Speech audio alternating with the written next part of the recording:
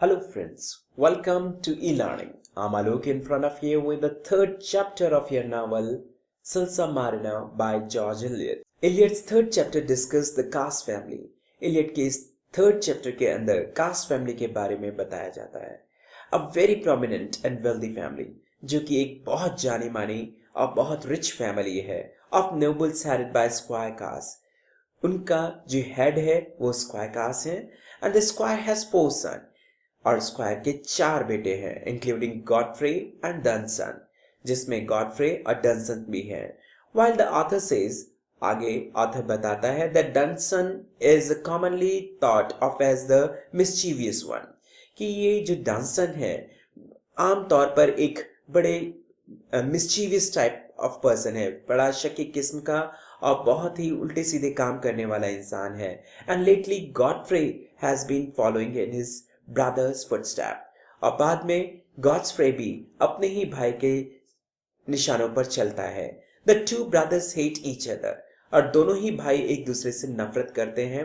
But realise, लेकिन वो ये भी रियलाइज करते हैं दे नीड ईच अदर, कि उन दोनों को ही एक दूसरे की जरूरत है in order to advance their own selfish desire, क्योंकि वो अपने अपने डिजायर्स को जो उनकी अपने सेल्फिशनेस से भरी हुई थी उन्हें पूरा करना चाहते थे.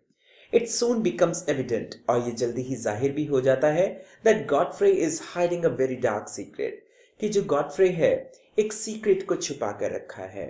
It seems he has married, और ऐसा लगता है जैसे उसने शादी की थी एक drunken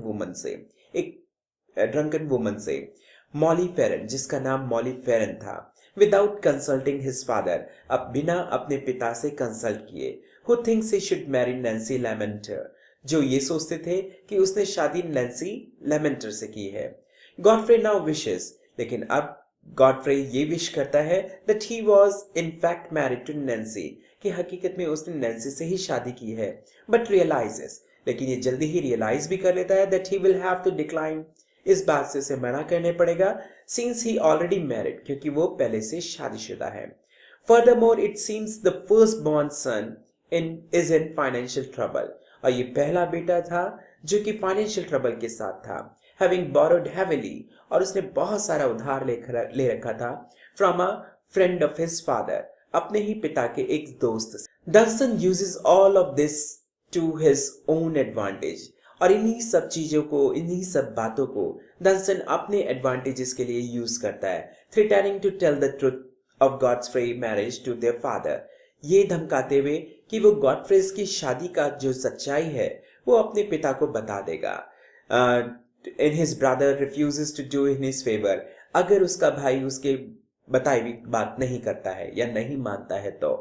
finally in order to raise money, और आखिर में पैसा कमाने के लिए टू पे देयर फादर, ताकि वो अपने फादर को पे कर सके, Godfrey reluctantly allowed Dunson to sell Whitefrey. Godfrey Dunson से कहता है कि वो उसका वाइल्ड फायर घोड़े को बेच सकता है जो उसे प्राइस के तौर पे मिला था.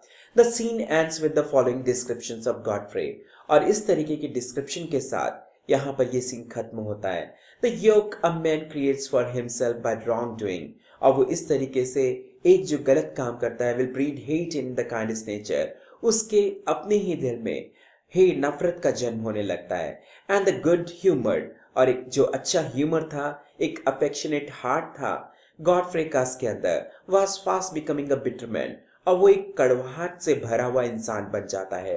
विजिटेड बाय क्रूएल विशेस, जिसके दिमाग में बहुत सारे क्रूएल विशेस आते हैं, that seems to enter and depart, जो आते हैं और जाते हैं, एंड एंटर अगेन, और दोबारा से उसके मन में वो आ जाते हैं, समा जाते हैं, लाइक डेमन, किसी शैतान की तरह, who had found in him a ready furnished home, जहां उसको ऐसा लगता है शैतान को कि उसे एक तैयार घर मिल गया है और वो उसमें पूरी तरीके से बस जाता है.